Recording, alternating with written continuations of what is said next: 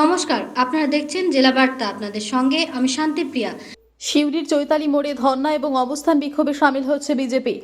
আরজি করের ঘটনার প্রতিবাদের ঝড় এখন তুঙ্গে। গোটা দেশের সঙ্গে রাজ্যের বিভিন্ন প্রান্ত, সেই সঙ্গে জেলায় জেলায় বিক্ষোভ অব্যাহত। এরই সঙ্গে বিভিন্ন ক্লাব, সংঘ, সংগঠন, কলেজে চলছে প্রতিদিন পিকেটিং, প্রতিবাদ এবং মিছিল। এবার আরজি করের ঘটনায় প্রতিবাদে সামিল হলো বিজেপি। হাতে প্ল্যাকার্ড, ব্যানার, ফেস্টুন, তাতে আরজি করের প্রতিবাদ জানিয়ে নৃশংস ঘটনায় দোষীদের দৃষ্টান্তমূলক শাস্তির দাবিতে পথে নামল। প্রতিটি জায়গার পাশাপাশি এদিন দেখা গেল সিউড়ির চৈতালি মোড়ে ধর্ণা এবং অবস্থান বিক্ষোভে সামিল হচ্ছে বিজেপি। তাদের স্লোগান ছিল, শাসক তোমার কিসের ভয়, ধর্ষক তোমার কে হয়। এদিন আরজিকর কাণ্ডের প্রতিবাদে রাজ্য জুড়ে মহিলাদের উপর চলা নির্যাতন, খুন, ধর্ষণের প্রতিবাদে, দোষীদের শাস্তি ও ফাঁসির দাবিতে, একই সাথে রাজ্যের মুখ্যমন্ত্রীর পদত্যাগের দাবিতে সোচ্চার হন তারা। এদিন হাজির ছিলেন বিজেপি জেলা সভাপতি ধ্রুব সাহা, সাধারণ সম্পাদক শ্যামসুন্দর গড়াই, সহ সভাপতি দীপক দাস সহ বিশিষ্টজনেরা। এই পশ্চিমবঙ্গে হয়েছিল, আর সেই দিলীপ গোয়েল সেখানকার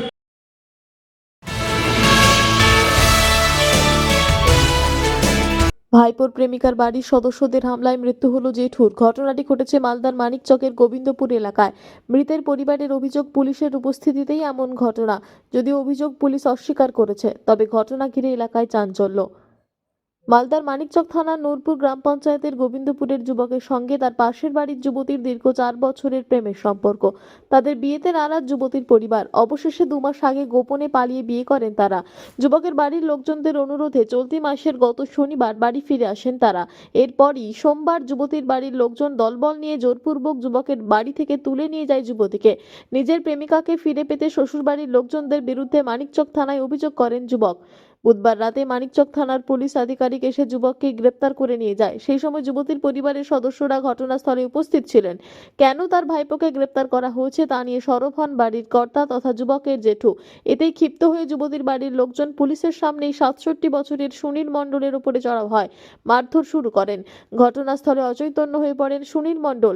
নিয়ে যাওয়া হয় মানিকচক হাসপাতালে, তবে চিকিৎসকেরা মৃত বলে ঘোষণা করেন সুনীল মণ্ডলকে। মৃতের স্ত্রীর অভিযোগ, পুলিশ ভাইপোকে নিয়ে যাবার সময় এই ঘটনা ঘটেছে, তারপরেও পুলিশ ফিরে দেখেনি। উপরন্তু প্রেমিক যুবকের বিরুদ্ধে যুবতীকে ধর্ষণের মামলা করেছে মানিকচক থানার পুলিশ।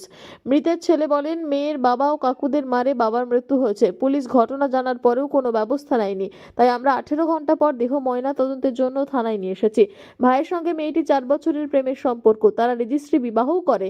সামাজিক মাধ্যমে তাদের ছবিও রয়েছে। ভাইয়ের বউ বর্তমানে অন্তঃসত্ত্বা। মেয়ের বাড়ির লোকেদের চাপে ধর্ষণের মিথ্যা মামলা করে মানিকচক থানার পুলিশ ভাইকে আদালতে পাঠিয়েছে। যুবতীর পরিবারের বক্তব্য, এলাকার যুবক তাদের মেয়ে অপহরণ করে ধর্ষণ করেছে, তাদের বিয়ে হয়নি। পুরো বিষয়টি মানিকচক থানায় জানানো হয়েছে। যুবক ও যুবতী প্রায় 2 মাস আগে এলাকা থেকে পালায়, কিন্তু যুবতীর পরিবার সেই সময় থানাতে কোনো অভিযোগ করেননি। যুবক যুবতী এলাকায় ফেরার পর যুবতীর পরিবার পুলিশের দ্বারস্থ হয় এবং অভিযোগ করে বলে জানা গেছে।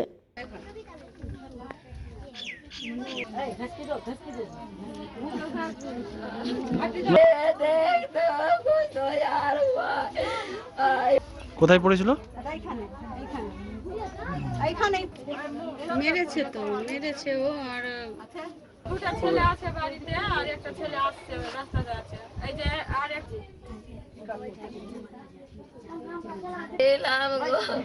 বাবা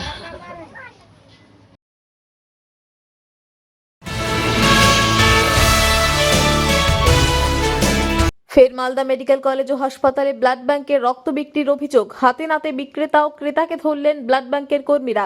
দুজনকে ইংরেজবাজার থানার পুলিশের হাতে তুলে দেওয়া হচ্ছে। রক্ত বিক্রি চক্রের ফাঁস করলেন ব্লাড ব্যাংকের কর্মীরা। শুক্রবার রক্ত দিতে আসা যুবককে দেখেই সন্দেহ হয় ব্লাড ব্যাংকের কর্মীদের। জিজ্ঞাসাবাদে সন্তোষজনক উত্তর না মেলায় ডোনার ও রিসিভারকে আটকে রেখে ইংরেজবাজার থানায় খবর দেওয়া হয়। খবর পেয়ে দুজনকে আটক করে থানায় নিয়ে যায় ইংরেজবাজার থানার পুলিশ। থানায় যাওয়ার পথে রক্ত নিতে আসা ব্যক্তি জানায়, 1 ইউনিট রক্তের জন্য তার থেকে 3000 টাকা চাওয়া হয়েছিল। রক্ত বিক্রি করতে আসা ব্যক্তি নিজের নাম পরিচয় জানাতে রাজি না হলেও সে নিজেকে কালিয়াচকের বাসিন্দা বলে দাবি করেছে। আমরা জানি না তো যে মানে গাড়ির ভিতর থেকে তুলছি সব। আমরা কত টাকা দিয়েছিল? বস এখানটা।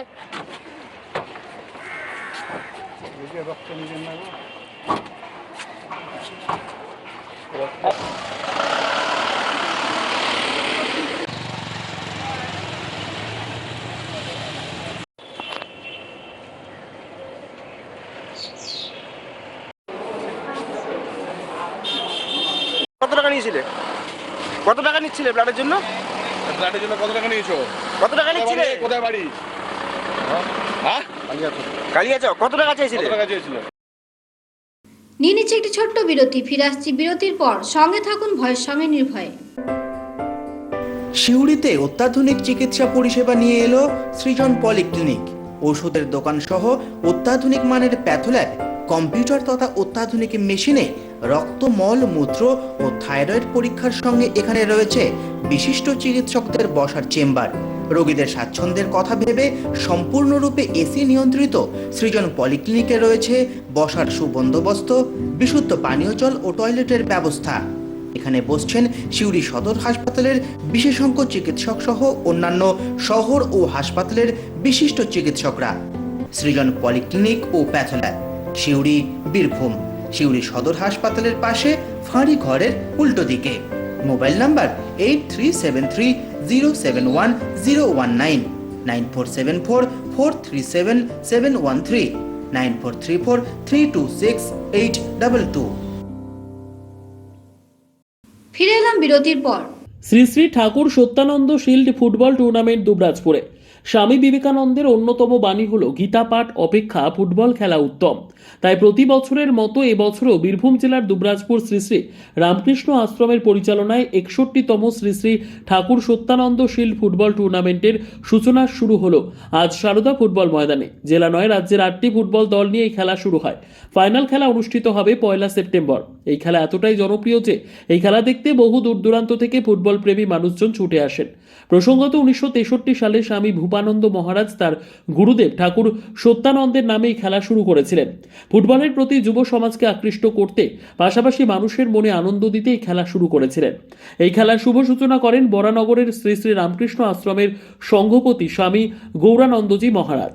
উদ্বোধনী অনুষ্ঠানে এদিন উপস্থিত ছিলেন দুবরাজপুর ব্লকের বিডিও রাজা আদক, দুবরাজপুর পৌরসভার পৌরপ্রধান পীযূষ পাণ্ডে, উপপৌরপ্রধান মির্জা শৌকত আলী, কাউন্সিলর মানিক মুখার্জি, দুবরাজপুর থানার ওসি তপাই বিশ্বাস, বিশিষ্ট আইনজীবী স্বরূপ আচার্য, দুবরাজপুর শ্রী শ্রী রামকৃষ্ণ আশ্রমের শীর্ষ সেবক স্বামী সত্য শিবানন্দ মহারাজ, মহাদেবানন্দ মহারাজ, শ্রী শ্রী সারদা বিদ্যাপীঠের প্রধান শিক্ষক শুভাশিস চট্টরাজ সহ ক্রীড়াপ্রেমী মানুষজন।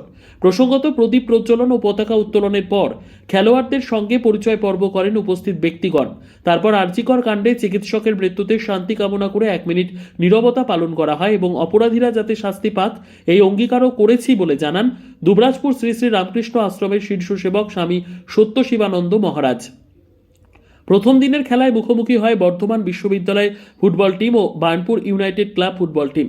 টানটান উত্তেজনার মধ্যে দিয়ে Burnpur United club football team 1-0 গোলে পরাজিত করে বর্ধমান বিশ্ববিদ্যালয় ফুটবল টিমকে। ফুটবল খেলা দেখতে দর্শকদের ভিড় উপচে পড়ে।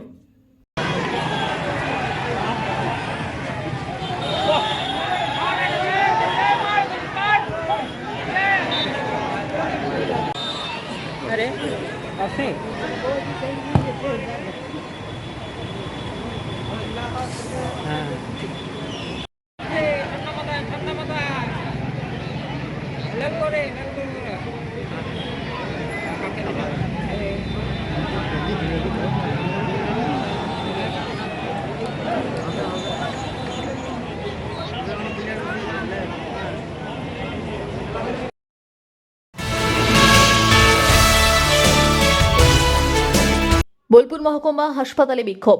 সিউড়ির পর এবার বোলপুর। বেতন না পাওয়ার অভিযোগ তুলে কাজ বন্ধ করে বোলপুর মহকুমা হাসপাতালে অবস্থান বিক্ষোভে বসলেন হাসপাতালের অস্থায়ী কর্মীরা।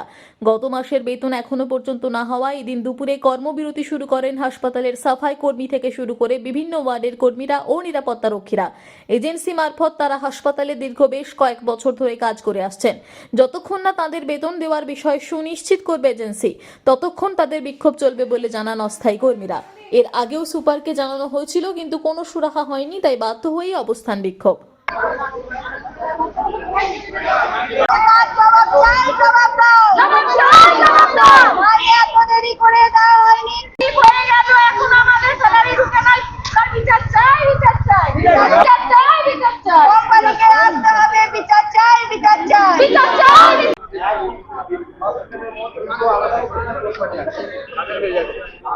কাজী আমিনুল ইসলামের রিপোর্ট।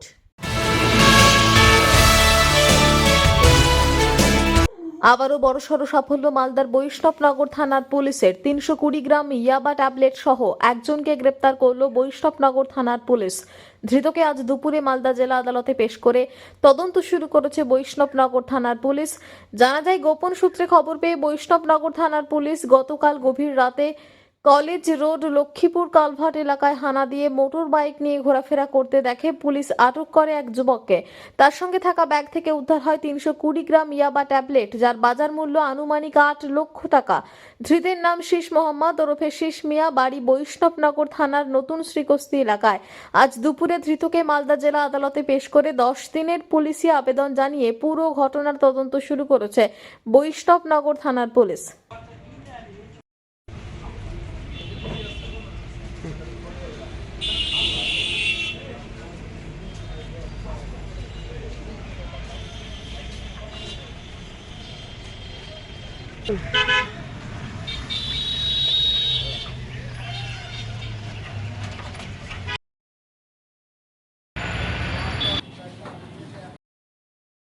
আজকে জেলা বার্তা এই পর্যন্তই।